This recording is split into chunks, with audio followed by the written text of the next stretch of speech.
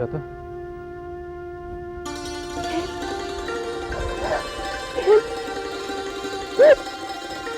मैं मर जाऊंगी। नहीं सूरज, जब तक मैं जिंदा रहूंगा तुम तो समझ। तुम लोग मेरी शादी एक कैसे आदमी से करने जा रहे हैं जो खूबसूरत है और उम्र में मुझसे बहुत बड़ा है। बैठो बैठो।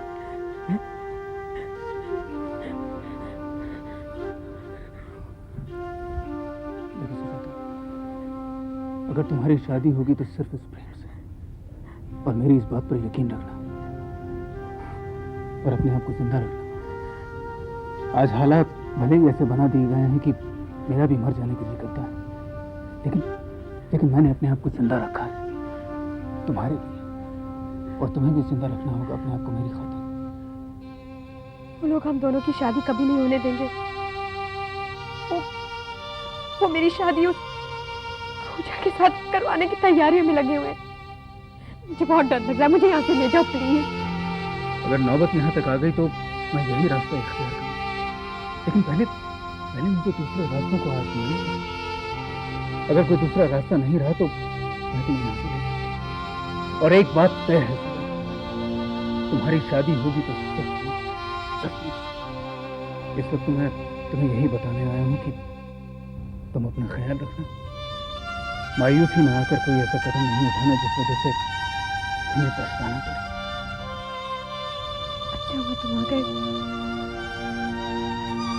मैं जरूर कोई उल्टा सीधा कदम उठा, लेकिन तुम चाहो मेरा ख्याल रखने के लिए तुम्हें अपना ख्याल रखना होगा। तुमने कितना कुछ किया है मेरे लिए। तुम्हारे बहुत कर्ज है मुझ पर। इस कर्ज को चुकाने का मौका मुझे जरूर देना। पठान की तरह कर्ज की वसूली करूंगा। कर्ज की रकम भले ही कुछ भी, लेकिन तुम्हें उठा कर ले जाऊंगा।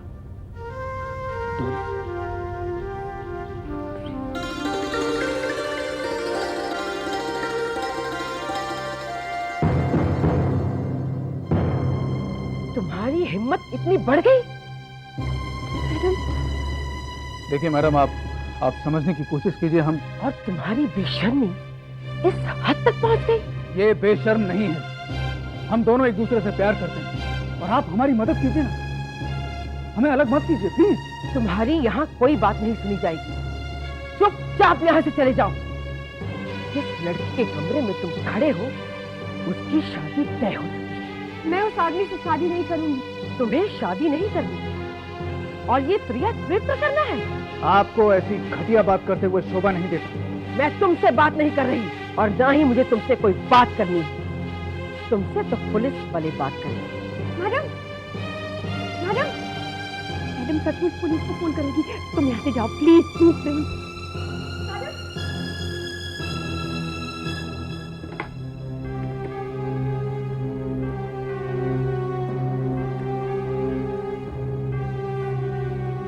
Hello, police control room.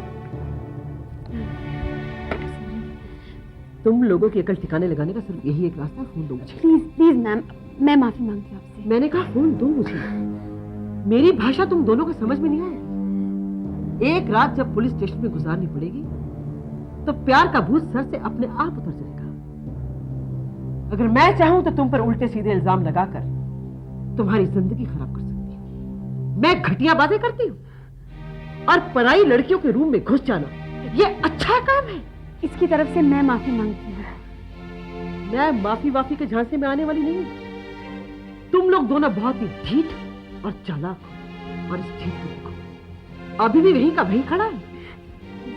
चले जाओ यहाँ से अभी, इसी वक्त। आप ये जो कुछ कर रही हैं ठीक नहीं कर रही। चुप रहो और जाओ यहाँ से। चौकीदार! आपको किसी को बुलाने की जरूरत नहीं है, मैं जा रहा हूँ। लेकिन जो कुछ मैंने आपसे कहा है उसे याद रखिएगा। एक बात तुम भी याद रखो, आज के बाद अगर इस बिल्डिंग के आस-पास भी दिखाई दिए तो छठी का दूध ना करा दोगी। तुम यहाँ से चले जाओ। चलो। मैंने कहा जाओ यहाँ से। मैं घटिया बातें करती हूँ।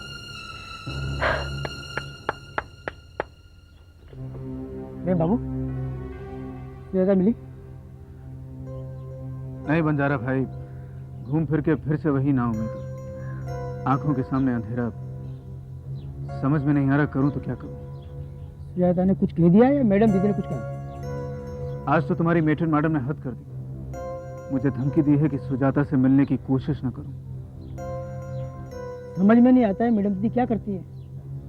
वो तो इतना प्यार करती थी सुजाता से, कभी कभी क्या हो जाता है। लेकिन मैडम दीदी चाहे भी तो तुम्हारी मदद कर सकती है, फैसला नहीं बदल सकती। तो फिर फैसले कौन बदल सकता है?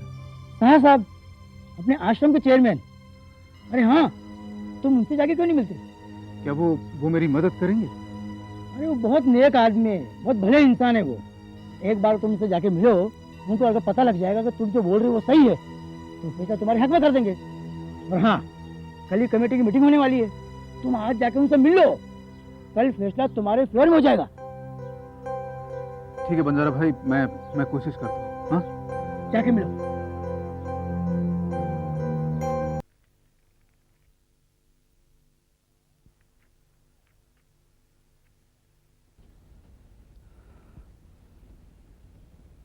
नमस्ते शाह साहब। आइए आइए, बैठो। हम शायद पहले कभी नहीं मिले। आपने ठीक कहा, यह हमारी पहली मुलाकात है। मुझे कहा गया है कि आप कोई जरूरी बात मुझसे करना चाहते हैं। हाँ शाह साहब, मुझे आपकी मदद चाहिए। भाई मदद तो होती रहेगी, पहले ये बताइए कि आप क्या लेंगे, ठंडा या गर्म? जी, इस वक्त तो कुछ नहीं। हालात कुछ ऐसे हैं कि पता नहीं चल पाएगा कि ठंडा क्या है और गर्म क्या। क्यों भाई, ऐसे क्या हालात हो गए? शाह साहब देखिए, मैं बहुत बड़ी परेशानी में हूँ, बड़ी उम्मीद लेकर आपके पास आया हूँ। अच्छा बोलिए, आपको क्या मदद चाहिए मुझसे? मेरा नाम प्रेम है, प्रेम वर्मा। मैं राजस्थान बिल्डर्स में बतौर इंजीनियर के काम करता हूँ। एक बहुत ही जिम्मेदार और नेक इंसान हूँ। लेकिन ये सारी बातें आप मुझसे क्यों कहना चाहते हैं? वो इसलिए कि जिस आश्रम के आप चेयरमैन हैं, वहाँ पर सुजाता नाम की एक लड़की रहती है, जिससे मैं बहुत प्यार करता हूँ और शादी करना चाहता हूँ। वेरी गुड, ये तो बहुत अच्छी बात है कि आप जैसा पढ़ा लिखा और होनहार लड़का अनाथ आश्रम की किसी लड़की को अपनाना चाहता है। आप कमेटी के सामने अपना प्रपोजल रखिए, मुझे पूरी उम्मीद है कि आपके प्रपोजल को मंजूर किया जाएगा। लेकिन एक प्रॉब्लम है, आपके आश्रम की जो कमेटी है उसने सुजाता की शादी किसी और से तय कर दी। ओह आई सी। और शाह साहब, सुजाता भी मुझसे बहुत प्यार करती है और शादी करना चाहती है। मिस्टर प्रेम वर्मा। मिस्टर प्रेम वर्मा, मुझे अपने कमेटी के मेंबरान के फैसले पर पूरा एतबार है और मैंने आज तक ना उनके फैसले पर कभी कोई दखलंदाजी की है और ना ही मैं करना चाहूंगा। लेकिन शाह साहब, वो लोग जो कुछ कर रहे हैं सरासर गलत है। आई एम सॉरी मिस्टर प्रेम, आपसे मेरी पहली मुलाकात है, लेकिन अपने कमेटी के मेंबरान को मैं सालों से जानता हूं। उन पर मुझे उतना ही विश्वास है कि बिना जाने उनके किसी भी फैसले को मैं अपना फैसला मानता हूं। लेकिन शाह साहब, मैं सिर्फ नहीं मिस्टर प्रेम, कमेटी के किसी भी फैसले पर ऐतराज करने की आजादी न मैंने अपने आप पर ली है और ना ही मैं कभी लेना चाहूंगा। मैं गोना।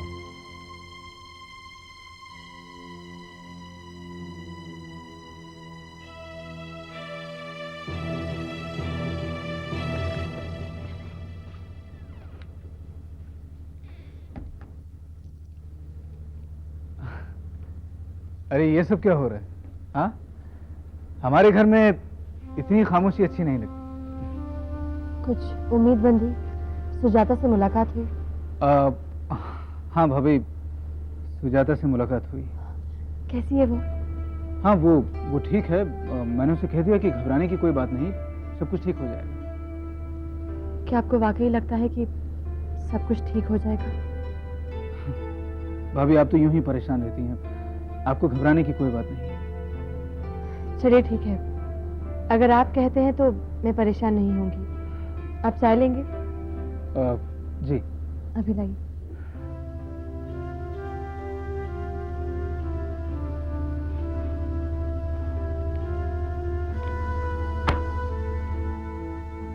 चलिए, इन हालात में और कुछ हुआ ना हुआ, लेकिन आपको अपनी भाभी से झूठ बोलना तो आ गया।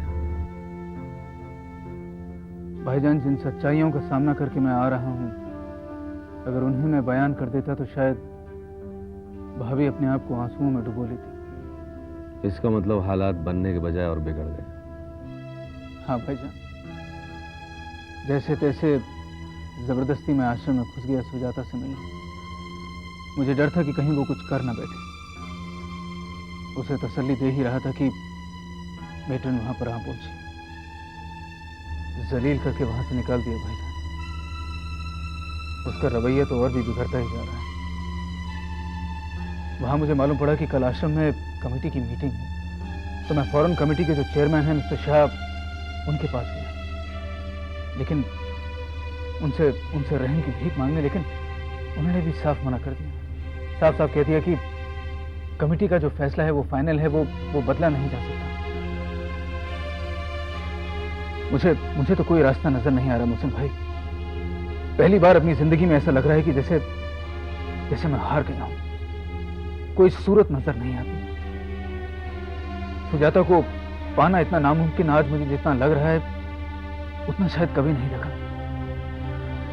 मुहसिन भाई, उसका क्या होगा? कमेटी की मीटिंग कल है। कल हम कमेटी में चल के बात करेंगे। हो सकता है उन्हें हमारी बात समझ में आ जाए। हाँ मुहसिन भाई, मुझे जाके कमेटी के मेंबर से बात करनी होगी, लेकिन एक शर्त है। क्या? कि आप मेरे साथ नहीं चलेंगे, मैं वहां पर अकेला जाऊंगा। लेकिन प्रेम, नहीं मोहसिन भाई, नहीं, इसमें कोई बहस नहीं चलेगी, प्लीज। और मैं ये मानता हूँ कि शाह साहब का हमारे सर पर हाथ है, वो आधारशिला है हमारे इस आश्रम की। मगर इस आश्रम को सही मायने में खड़ा करने और कायम करने के पीछे अगर किसी का हाथ है, तो वो है हमारे सेक्रेटरी मिस्टर कुंदन। श्रीवास्तव जी, आप तो मुझे शर्मिंदा कर रहे हैं। नहीं मिस्टर कुंदन, मैं आपकी कोई झूठी तारीफ नहीं कर रहा हूं, और मैं आप लोगों को यह बता देना चाहता हूं कि श्री कुंदन ने हमारे इस आश्रम के लिए जितना कुछ किया है और कर रहे हैं, उतना और कोई नहीं कर सकता। अब जो खुशखबरी मैं आप लोगों को देना चाहता हूं, वो भी मिस्टर कुंदन की ही मेहनत का नतीजा है, और वो ये है कि हमारे इस आश्रम के सालाना बजट में 5 लाख रुपए की बढ़ोतरी की गई है। मैंने अगर श्रीवास्तव जी को यूं ही बोलते रहने दिया तो वे मुझे जरूर चने के झाड़ पर चढ़ा देंगे, और मैं बचपन में पेड़ों पर से बहुत फिसला हूं। और मैं तो कहता हूं कि सही मायनों में तारीफ के काबिल हैं मिस्टर आहूजा। इस आश्रम ने तो 20 साल तक उस लड़की को पाला पोसा बड़ा किया, पर उसे, क्या नाम है उसका? सुजाता। हाँ, सुजाता। सुजाता से शादी करके उम्र भर के लिए अपना रहे हैं आहूजा साहब। अब मेरे हिसाब से तो आहूजा साहब इस आश्रम से भी बड़े हुए, और वैसे भी आहूजा साहब एक कामयाब बिजनेसमैन है। अच्छा खासा नाम है उनका इस शहर में। ये शहर जिस देश में है, वहां शादी ब्याह के मामले में खानदान, परिवार, माँ बाप, जात पात, इन सब की अहमियत लड़की से ज्यादा होती है। अब ऐसे में एक यतीम लड़की को अपनाना बहुत ही दिलेरी का काम है।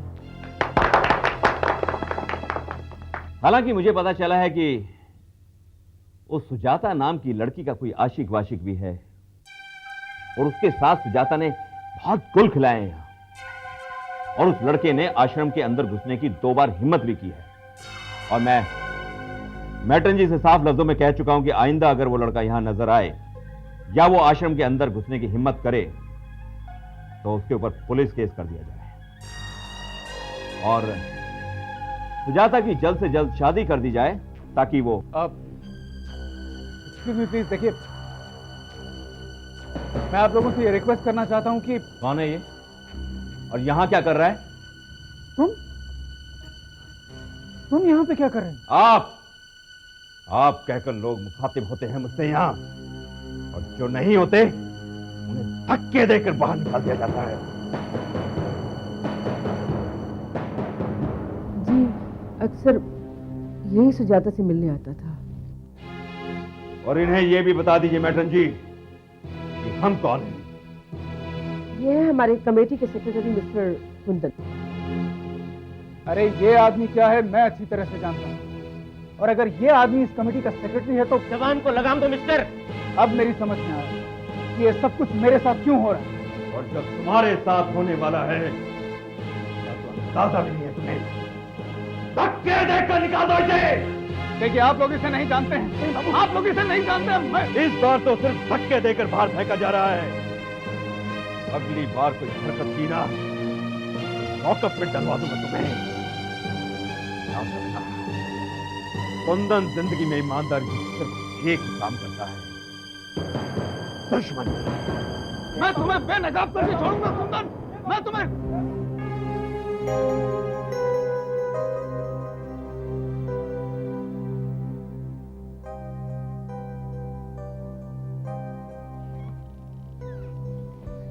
क्या हुआ प्रेम? क्या रहा? मुहसिन भाई, मुझे और सुजाता को बलि का बकरा बनाया जा रहा है। क्या? हाँ मुहसिन भाई, सुजाता की शादी कहीं और कराने का फैसला दरअसल मुझसे बदला लेने के लिए किया जा रहा है। कौन ले रहा है तुमसे बदला? राजदान बिल्डर्स में वो कुंदन नाम का इंजीनियर था ना, हाँ, जिसे नौकरी से निकाल दिया गया। हाँ, जिसकी वजह से बिल्डिंग गिर गई थी। हाँ भाई, हाँ, वही कमेटी का सेक्रेटरी है। क्योंकि मैंने उसका पर्दाफाश किया था, इसलिए मुझसे बदला लेने के लिए मेरे और सुजाता के बीच में दीवार बन गया। तभी मुझे लग रहा था कि ये आश्रम वाले इतने खिलाफ क्यों हो गए। भाई तुम सुजाता को नेक दिली से अपनाना चाहते थे, उस पर उनका एतराज। तब मुझे समझ में नहीं आ रहा था, लेकिन अब समझ में आ रहा है। इस कमेटी का सेक्रेटरी ऐसा आदमी होगा, उस आश्रम का क्या होगा? प्रेम, अब फिलहाल मुद्दा तुम्हारी और सुजाता की शादी का है। ऐसे हालात में क्या करना है, हमें यह सोचना है। क्या करना है?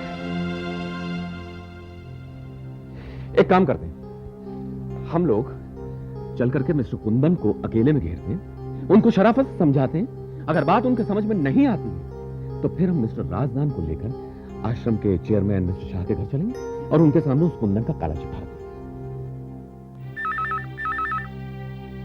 एक सेकंड। हेलो, आप मोहसिन भाई बोल रहे हैं ना? जी फरमाइए। मैं सुजाता की फ्रेंड आश्रम से बोल रही हूँ। हाँ बोलिए। आज शाम सुजाता की जबरदस्ती शादी कराई जा रही है। क्या?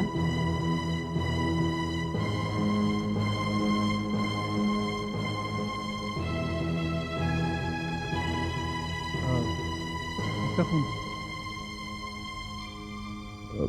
Wrong number.